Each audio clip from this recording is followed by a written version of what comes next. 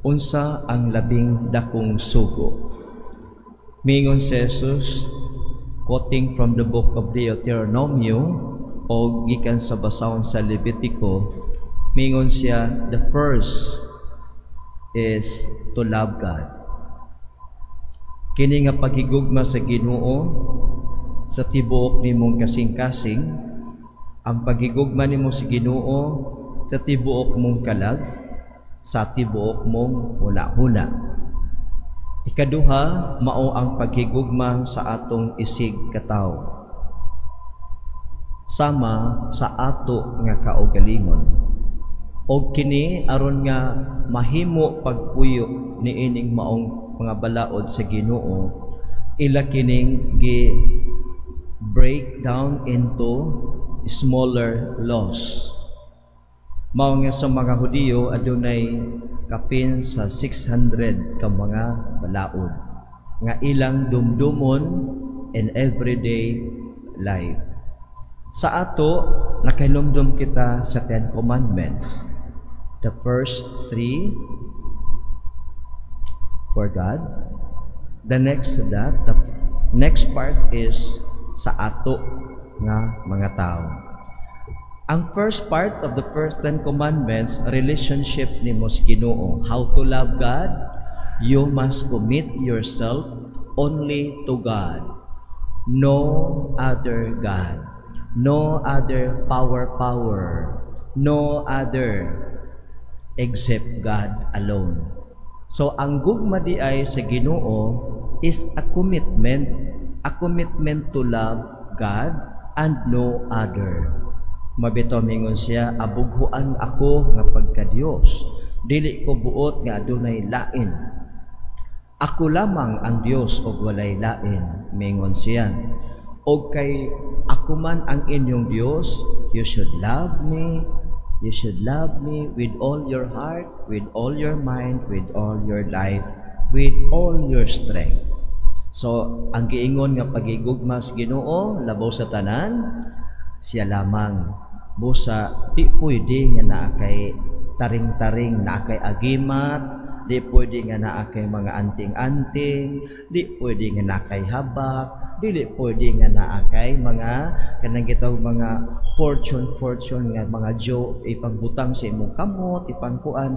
Nganuman, God demands to love Him above all is to commit your life to Him. Mo nagingon ni Saint Paul nga buhi kita o patay kita nining kalibutan na iya kita sa Ginoo. We commit only to God. We commit ourselves only to Him and not to others. Pagkahuman, kinahanglan ang love nimo sa Ginoo, you know how to honor. Diba? Kung mahigugma bitaw ka, imo mang ampingan ang imong gihigugma.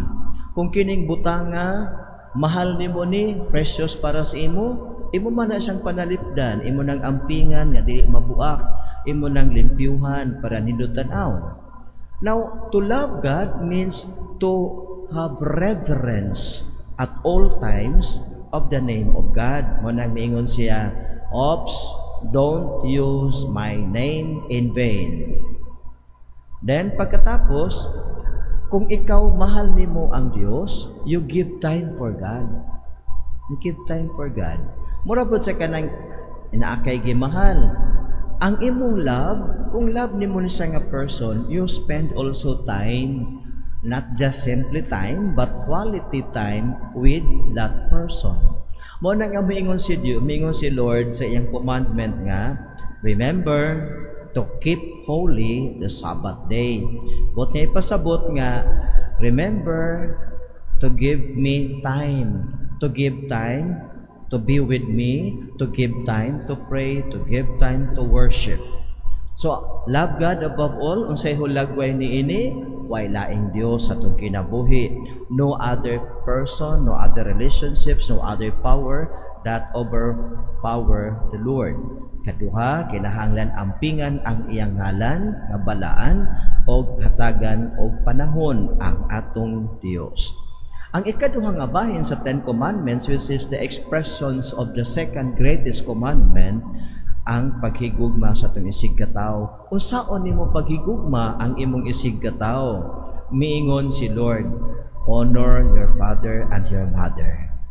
So, kinsa mali akong isig katawo? Remember, kinsa imong isig katawo? Kung mga isig katawo, parehas nimo nga tao, buti pasabot, parehas nimo nga tao. Ang una nimong isig katawo is within the family. Imong mama, imong papa. Next, imong mga igsuon. Next, the people living in the community. So, ang atong isig katawo, anybody other than yourself. And your mama, your papa, your siblings, kini sila mao ang immediate nimo nga isig katawo. Now, ingon si Lord, honor your mother and your father. So, how to love others? How to love others like yourself? Honor them. Pagkatapos, ayaw pangawat, ayaw pagpatay, ayaw panapaw, kana daghan nga mga sugo sa Ginoo. Buti pasabot nga ang pagpadayag sa paghigugma sa isig katawo, kinahanglan di ay anaa ang gitaw pagtahod, pagrespeto kanila sa ilang katungod, sa ilang kahimtang, ang paglikay sa pag-deprive kanila sa ilang gikinahanglan. Mabitang mingon si Lord, ayaw pangawat. Kung imo nang kawaton ang what belongs to that person, you deprive that person of the means to life. So mao nga, ingon ang Ginoo, ayaw pangawat, ayaw pagbutang-butang, ayaw pagdauta ang imong isig katawo. Ing ana di ay kanang giingon niya nga, ang ikaduha nga labing importanteng sugo, mao ang paghigugma sa imong isig katawo sama sa imong kaugalingon. So, mao na siya nga kinahanglan magtimaan o magdumdum kita sa kanunay nga ang paghigugma di ay sa isig katawo nagkahulugan o pagtahod kanila, paghatag kanila sa kahigayunan nga mabuhi o sa dili pilabtan ang ilang mga pabtangan, ang ilang mga butang, unya hatagan o pagtahod ang ilang mga dignidad, dili magmarites o dili imarites o dili dauton o dili sila pasipadan. Bisan man kung sila nakasala, apan o sa ihatag, dili pagpasipala, kung dili forgiveness. So pagkanindot nung akong tanaw ta, sa gingon sa Ginoo, nahigugma ang Dios labaw sa tanan, we remember the 10 commandments. Pagkatapos may higugma ang imong isig katawo sama sa imong kaugalingon, we remember the 10 commandments. It expresses the 2 greatest commandments. So ang 2 greatest commandments sum up with one word, love. So ang 2 greatest commandments summarized in the commandment of love. We are commanded to love. Una kini paghigugma nato sa atong isig katawo is not based on their deservedness. Dili ibasi sa ilang pagka-deserving. Kay kung maingon ta nga ibasi nato sa pagka-deserving sa mga tao ang atong paghigugma, moingon kita, many are not deserving of our love. Unsa may basihanan sa paghigugma nila? Our loving others should be based on the love of God for us. We, even if we are not deserving, we are loved by God. And because of this, that we are loved by God, then we love others.